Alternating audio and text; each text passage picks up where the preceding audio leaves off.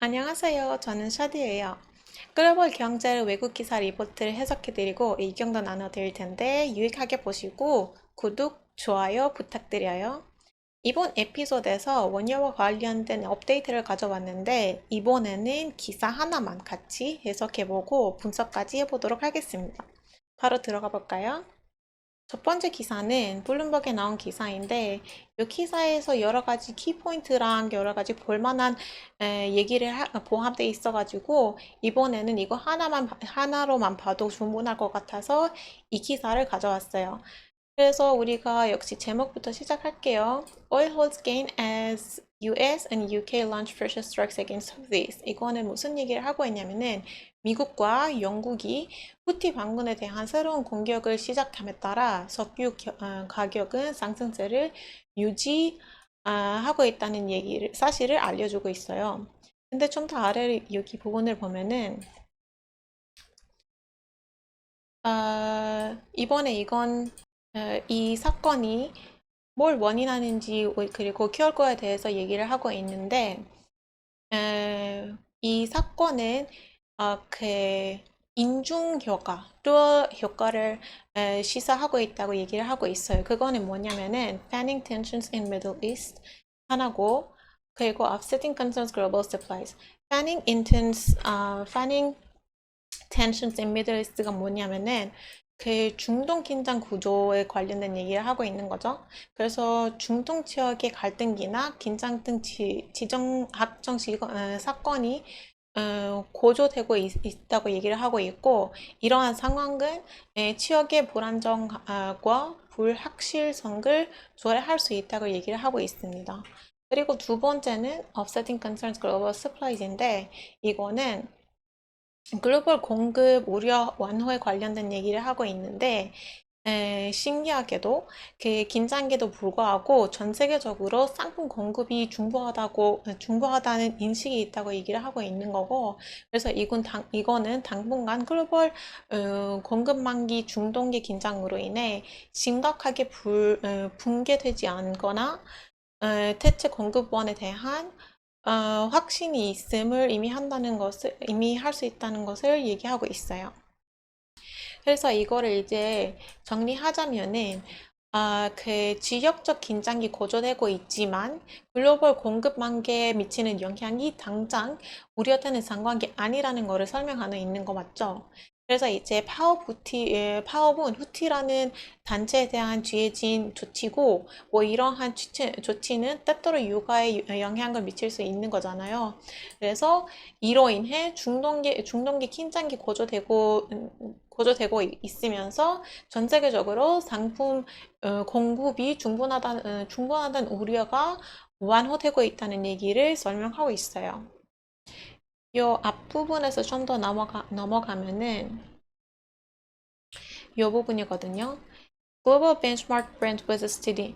이거는 무슨 사실을 알려주냐면은 글로벌 벤치마크는 브렌트유는 꾸준히 유지되고 있다는 얘기를 하고 있고 그리고 이 부분 보면은 US and UK forces launched their latest attacks. 이거는 미국과 영국군은 홍해에서 후티 반군이 상선을 공격하는 것을 막기 위해 노력의 일환으로 후티 반군 8곳을 대상으로 최근 공격을 시작했다는 얘기를 알려주고 있는 거고 그 다음에는 우크라이나와 관련된 얘기거든요.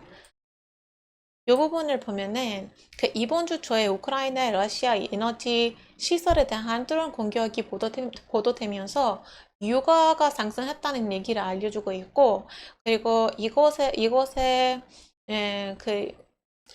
이거는 걔네들이 지속적인 갈등의 새로운 측면을 추구하고 그러나 그 올해 유가는 전반적으로 불확실했다라는 사실을 확인하고 있어요.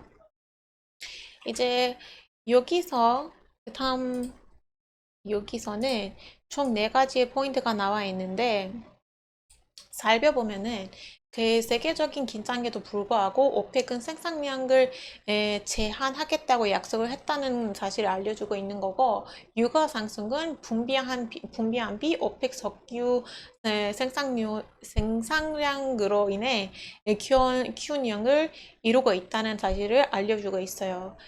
그리고 그 International Energy Agency Forecasting, 이거는 그 기구는 뭘 기대하냐면은 이번에는 충분한 공급을 기대하고 있다고 얘기를 하고 있는데, 그 다음에는 리비아의 이름이 눈에 보이는데, 이거를 무슨 얘기를 하고 있냐면은 간단하게, 또한 이번 리비아는 석유 생산을 재개했고 라고 알려주는 거고, 마지막 포인트는 US 관련된 얘기인데, 미국의 시추업체들은 동결로 인한 혼란에서 회복하고 있다고 설명해주고 있어요.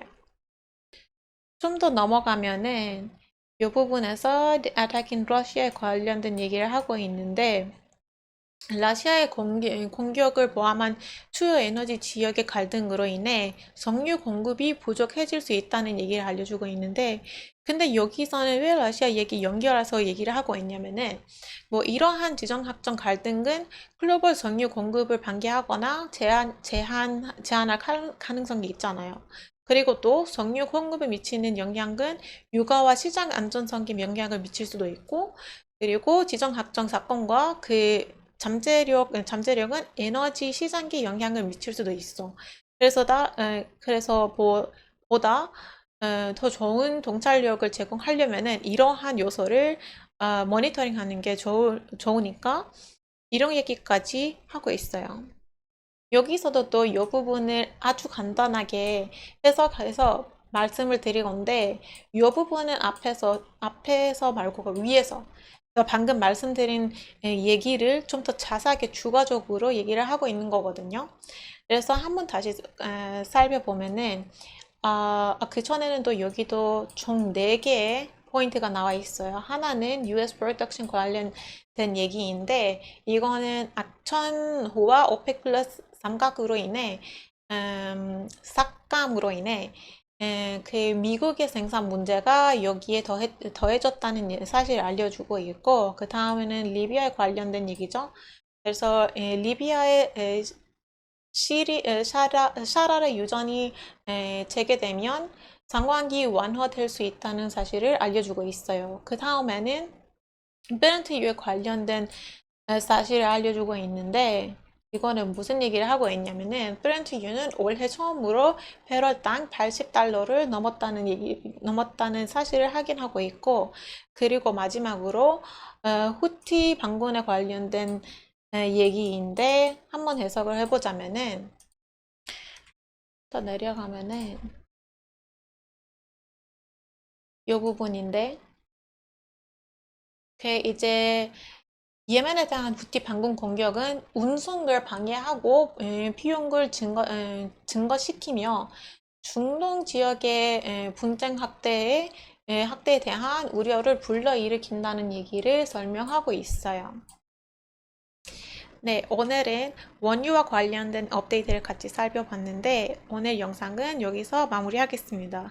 만약에 즐겁게 보셨다면 구독, 좋아요 버튼을 누르기 잊지 마시고, 다음에도 다양한 기사와 정보로 돌아오겠습니다. 감사합니다.